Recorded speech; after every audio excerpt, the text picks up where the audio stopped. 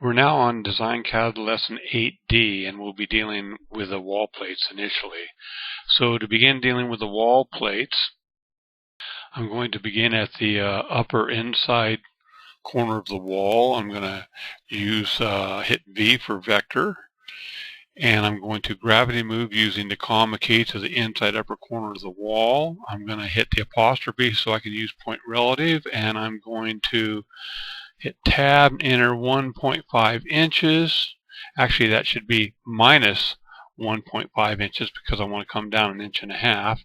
And I'm going to hit enter, and I'm just going to hit H for orthogonal mode and come over to this other side and hit K and click to it and hit enter, and I've drawn my top plate, my first plate. Now I'm just going to select this. I'm going to go out of orthogonal mode by hitting H. It toggles it off, and I'm going to select this plate, and I'm going to just set a point on it, a handle on it at the upper right hand corner, and hit the scroll button to activate that. I'm going to hit N to duplicate that, and so now I'm going to hit escape, and you can see we have both upper plates drawn. Now I'm going to do the same thing with the bottom plate. I'm just going to select this line. I'm going to zoom up so you can see it a little bit more closely, hitting Z for zoom, and this is the line that I want to use, and I'm going to move the handle, and I'm hitting set selection handles, and then I'm going to gravity snap using the right mouse button and hit the scroll button to make that the handle, and scroll and use the scroll bar to come on down, or the scroll button and actually zoom out a little bit, and I'm going to hit N to duplicate that plate so I have a bottom plate there. Now we'll be mirroring this whole wall section over to the other side, and most of this will be gone eventually because we're going to delete it out because it's where the garage door opening is going to be. But I want to go ahead and put the siding here and the plates and all of that so I can demonstrate the mirror command a little more effectively also. I'm going to draw my subsiding, and it's going to be 7/16 subsiding, and that would be 0.4375 inches. So I'm going to use the parallel by distance command. I'm going to go ahead and select this outside wall line, even though it's not really necessary. There's no other conflicting lines close by, but it's a good habit to get into. F2 is the parallel by distance command, and I'm going to enter in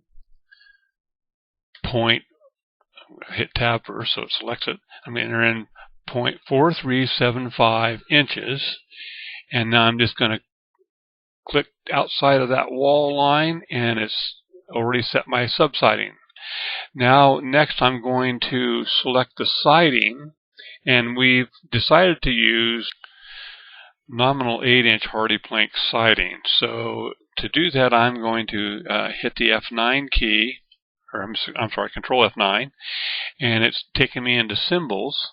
That's the default location for a bunch of the symbols, and I'm going to scroll on down and look for hardy plank siding. It probably starts with an H, and there we are, HP lap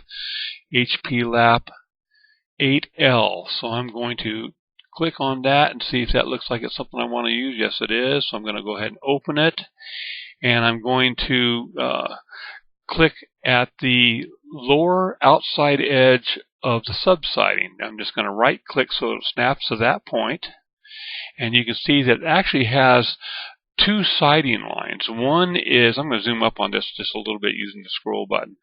One is one that I use for the section drawing. It doesn't have all the detail of the individual planks. The other one over on this right side is what I use for details. So what I'm going to do, because I just want to use the section siding, what I'm going to do is zoom out a little bit using the scroll button, and I'm going to explode that symbol, going over here to my selection explode command, left click on that, and you can see that it's now exploded. They're still all selected, but it's exploded that symbol. Now I'm going to zoom out a little bit further and hit escape so everything's unselected, and I'm going to just select this whole area to the right that I no longer need, and let off my left mouse button and hit delete. Now I need to trim this. It's a little bit tall for the wall, so I'm going to trim this. So I'm going to zoom up hitting Z up to this freeze block plate line, and I'm going to left click and select the hardy plank siding, and right here near the underside edge of the eave overhang, I'm going to hold down my control button, and you see that the cursor is turned into scissors.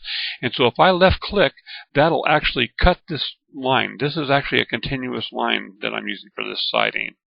So I'm going to left click, and it has cut it. That upper portion is still selected. I'm going to hit delete to get rid of it. And now you can see that that's gone. Now I'm going to trim this siding line to the bottom of my eave. And so that's just E, click near it, and then click near the bottom of the eave, and that's done that. And my subsiding is still up kind of high, projecting into that eave because it was parallel by distance, and it just is the same length as this line that we used. So I'm going to just hit E, click near it, and click to the bottom side, and you see that that's trimmed nicely to the bottom side of the eave overhang. Now I'm going to zoom out the quick and easy way by hitting Control W, and it's zoomed out to the entire drawing. Now I'm going to hit Z to zoom up to this wall area here, and hold down my left mouse button and zooming up. So what I need to do, I'm going to use the scroll bar to kind of center the drawing a little better. I need to duplicate all of this stuff over on the right hand side. I just need to mirror it. So what I'm going to do is I'm just going to select the entire wall, and I'm going to hold down Shift, and actually I'm going to zoom up a little bit because I want to hold down Shift and unselect or deselect that outside wall line, and I want to deselect the inside wall line because they already exist on that rear wall. So now I'm going to hit Control M, which takes me to my last view window, and I'm going to set a point at the lower portion of the inside of the wall here. That's going to be my new handle. So I'm going over here to Set Selection Handles, clicking on that. I'm going to right click and just gravity snap to the inside of the wall. And then I'm going to hit my scroll button to actuate that command. And I'm going to hit the mirror command, which is the slash command, and go over to this other side and just right click to the lower portion of the wall. And so that whole wall with the subsiding and the siding has been duplicated on the rear wall. Now I can hit escape. Everything's unselected. And that concludes Lesson 8D for the section plates.